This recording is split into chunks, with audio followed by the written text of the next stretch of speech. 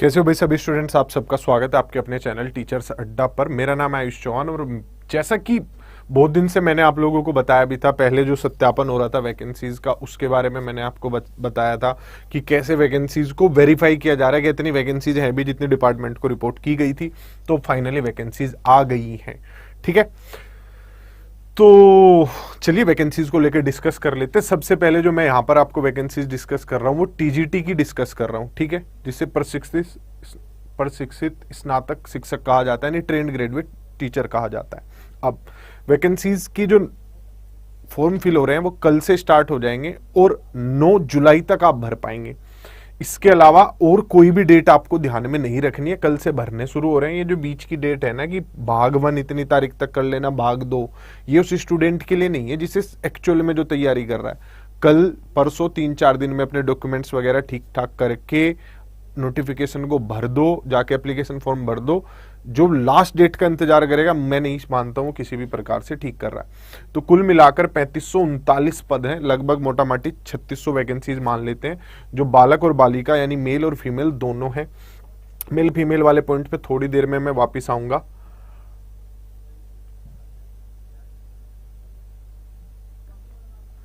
EWS के लिए 10% का वो है, पूरे भारत से कोई भी भर सकता है, पूरे भारत से कोई भी भर सकता है।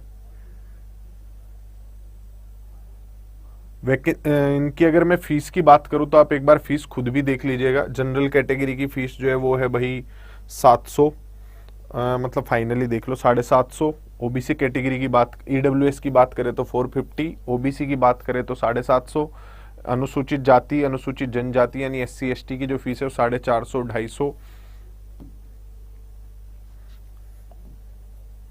बाकी कोई छूट नहीं है। बाकी किसी भी हिसाब से किसी भी छात्र की आयु जो है वो 21 साल से कम नहीं होनी चाहिए 1 जुलाई 2022 को। इसको आप बड़े ध्यान से समझ लेंगे। आयु सीमा 1 जुलाई 2022 से काउंट होगी, यानी जो आ रहा है अभी, उस तारीख तक आपकी उम्र 21 साल हो जानी चाहिए। उसके बाद होगी तो नहीं माना जाएगा। जैसे कोई कहे मैं 6 जुलाई को 21 साल का हो जाऊंगा, नहीं माना जाएगा भाई। टीजीटी की वैकेंसी जो है वो 4600 ग्रेड पे की होती है, पीजीटी वाली 4800 ग्रेड पे की होती है।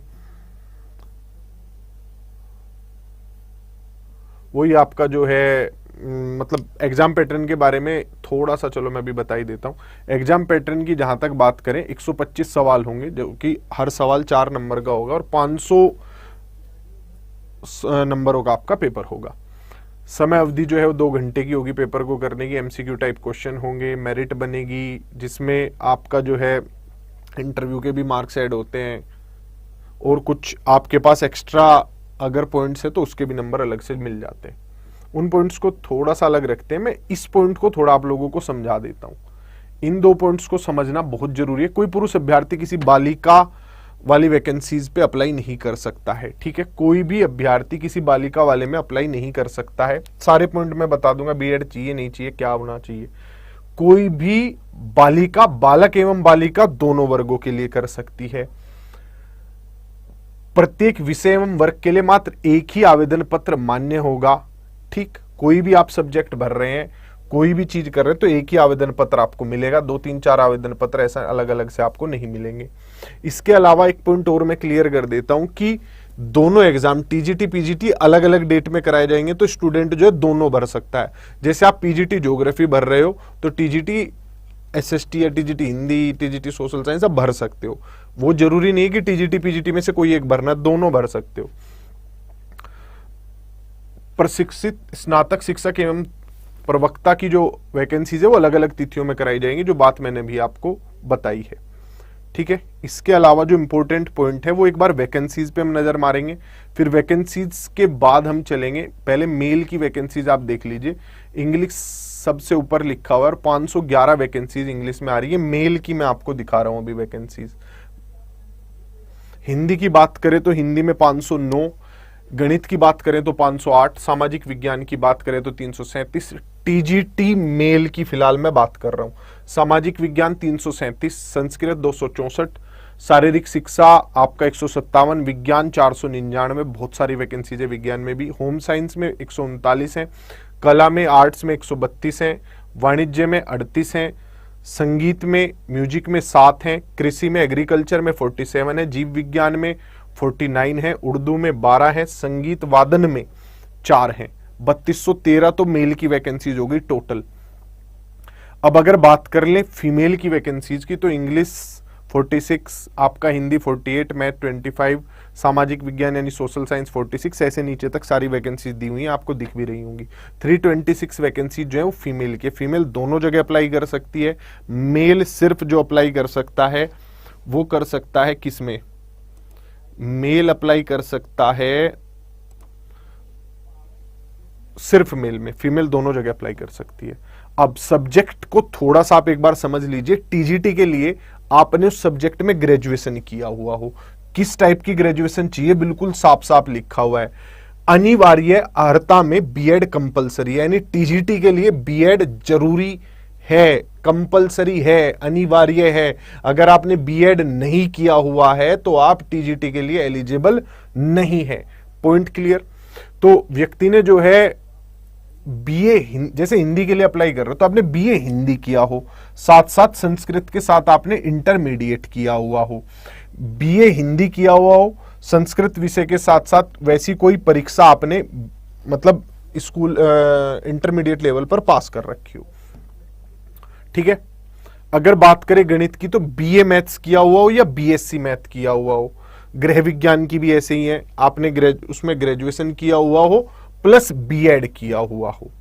ये पॉइंट आप ध्यान रखना। उर्दू में भी सेम है, बीए आपने उर्दू में किया हो, अंग्रेजी में आपने बीए इंग्लिश लिटरेचर किया हुआ हो या डिग्री ले रखी हो इंग्लिश सब्जेक्ट में आपने, जो कि कोई भी यूजीसी द्वारा वेरीफाइड यूनिवर्सिटी से हो। संस्कृत में भी वैसी, जैसे हिंदी में बीए संस्कृत हो। वाणिज्य में आपने जो है बीकॉम कर रखी हो, बीएससी आपने एग्रीकल्चर में कर, मतलब जो भी सब्जेक्ट है उसमें आपने ग्रेजुएशन किया हुआ। कोई बहुत सिंपल से, इसमें कोई बहुत ज्यादा इफ एंड बट नहीं है, फिर भी कोई बच्चा देखना चाहे तो अपने वाले के लिए अलग से देख सकता है। अच्छा ये देखो, विज्ञान को लेकर थोड़ा सा कुछ बच्चों को कंफ्यूजन रहता है। भौतिक विज्ञान तथा रसायन विज्ञान के साथ बीएससी आपने कर रखा हो, मतलब आपने बीएससी फिजिक्स केमिस्ट्री कर रखी हो, तो आप विज्ञान के लिए एलिजिबल हैं। बीएड तो चाहिए ही चाहिए, उसमें तो कोई वो है ही नहीं। जीव विज्ञान, जंतु विज्ञान तथा वनस्पति विज्ञान, इसमें आपने बीएससी कर रखी हो तो आप जीव विज्ञान वाला भर पाएंगे। सामाजिक विज्ञान, सोशल साइंस में थोड़ा सा पॉइंट क्लियर कर देता हूं, सोशल साइंस में कोई 2 सब्जेक्ट का कॉम्बिनेशन चाहिए होता है। निम्नलिखित में से किन्हीं 2 विषयों में आपने किया हुआ हो, जैसे आपने इतिहास, राजनीति शास्त्र, भूगोल, अर्थशास्त्र यानी इकोनॉमिक्स, हिस्ट्री, पॉलिटी, ज्योग्राफी में से कोई 2 में आपने ग्रेजुएशन की हुई हो, किसी एक में किया होगा तो नहीं चलेगा। इसके अलावा भाई इसमें कोई और पॉइंट ऐसा नहीं रहता जो मेरे बताने लायक है, ठीक है। सिंपल पॉइंट से मैं एक बार रिवाइज करा देता हूं। मेल फीमेल की 2 अलग अलग वैकेंसीज है, वैकेंसीज सब्जेक्ट वाइज अलग अलग है, दी हुई है। फीमेल दोनों जगह अप्लाई कर सकती है, आप टीजीटी पीजीटी दोनों भर सकते हैं, क्योंकि मैं भी पीजीटी भी बताने वाला हूं। इसके बाद अगर पॉइंट की बात करें हम कि क्या चाहिए होता है ग्रेजुएशन में, आप जिस सब्जेक्ट के लिए जा रहे हो वो ग्रेजुएशन में हो, साथ में बीएड आपके पास होनी चाहिए, ठीक। इसमें यूपीटेट वगैरह का ऐसा कोई मेंशन यहाँ पे कुछ नहीं किया हुआ है, तो उस सब चीज के चक्कर में मत पड़िएगा। अब आते हैं हम नेक्स्ट पार्ट पर, यानी पीजीटी वाले नोटिफिकेशन की मैं आप लोगों से बात कर लेता हूँ, ठीक है। पीजीटी नोटिफिकेशन वही 9 तारीख कल से फॉर्म फिल होने स्टार्ट हो रहे हैं और 9 जुलाई तक भरे जाएंगे। 9 जुलाई अपने माइंड से निकाल दो, अभी 10 दिन भरे जा रहे हैं, ऐसा सोचो। वही सारी बातें जो मैंने आपको बताया कि लड़का लड़की दोनों जगह आप भर सकते हैं। लड़की अगर आप हैं तो लड़का सिर्फ लड़के वाली वैकेंसी में भर पाएगा।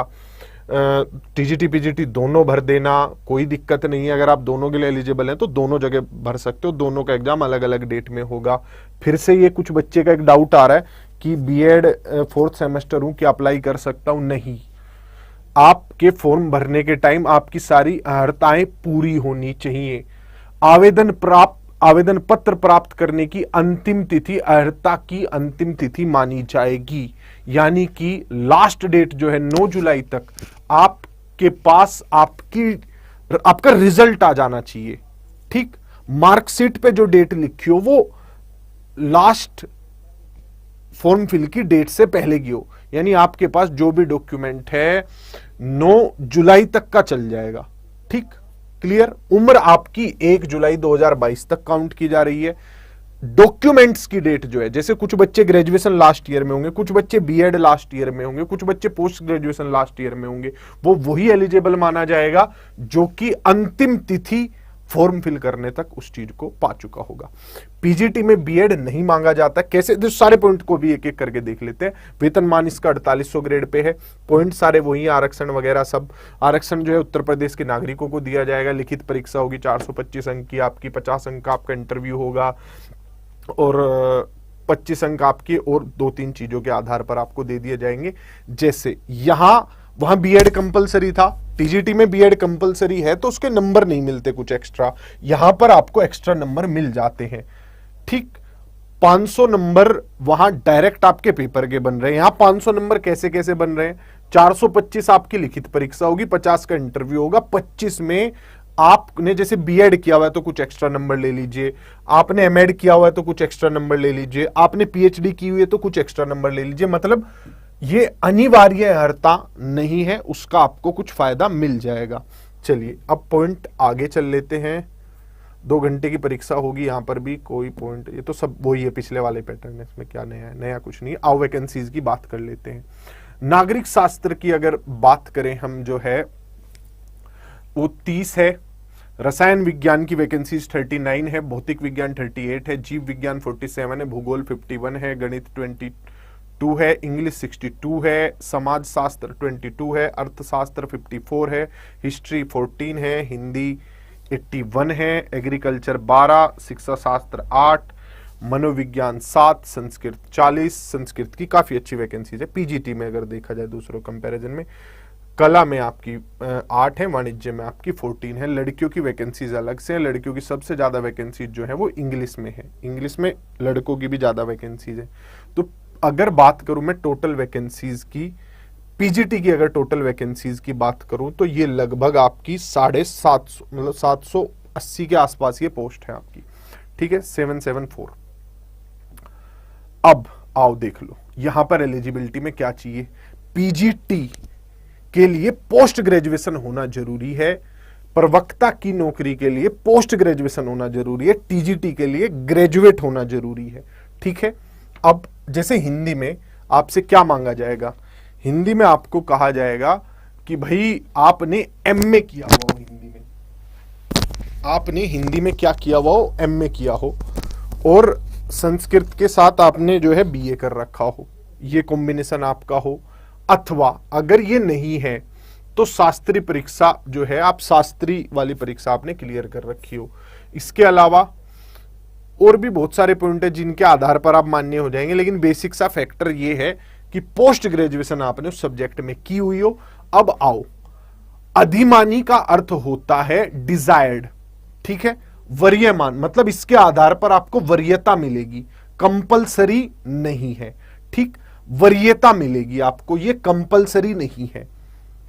ठीक, अब बीएड, एमएड, पीएचडी इन सब पे आपको वरीयता मिल जाएगी, एक्स्ट्रा मार्क्स मिल जाएंगे, कंपलसरी नहीं है कि आप भर ही ना पाओ, वैसा नहीं होगा। गणित में आपने एमए तथा एमएससी किया हो, गणित से सिंपल एज इट इज, और कुछ नहीं चाहिए। गृह विज्ञान आपने एमएससी किया हो होम साइंस में, आप एलिजिबल हैं। आपने गृह शास्त्र यानी होम इकोनॉमिक्स में आपने किया हुआ हो, चल जाएगा। आपने गृह कला यानी होम आर्ट्स में एमए किया हुआ हो, चल जाएगा। ऐसे बहुत सारी एलिजिबिलिटीज हैं जो चल जाएंगी। बेसिक ये है कि ये आपसे, आपकी जो इसकी क्वालिफिकेशन जुड़ी है पोस्ट ग्रेजुएशन से जुड़ी हुई है, और बीएड, एमएड, पीएचडी इन सब के एक्स्ट्रा मार्क्स मिल सकते हैं। मतलब आपको ये पेपर देने से रोक नहीं पाएंगे।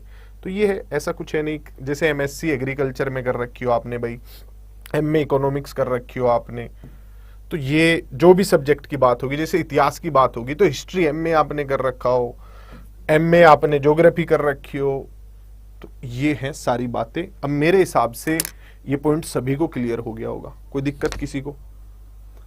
आपका लास्ट, मैं सभी पॉइंट्स को एक बार वापस रिवाइज करके लिख देता हूं, सभी पॉइंट्स को एक बार लिख देते हैं। ठीक है, आओ सभी पॉइंट्स को लिख देते हैं। टीजीटी के लिए, टीजीटी के लिए जो जरूरी है, जिससे आप वंचित रह सकते हैं, टीजीटी के लिए बीएड होना चाहिए। ठीक, बीएड प्लस ग्रेजुएशन, आपका इसका रिजल्ट आ चुका हो। देखो मार्कशीट की डेट मैं आपको बता रहा हूं, मार्कशीट की डेट आपकी जो है वो होनी चाहिए, मार्कशीट की डेट होनी चाहिए आपकी 9 जुलाई 2022 से पहले, 9 जुलाई 2022 से पहले की होनी चाहिए।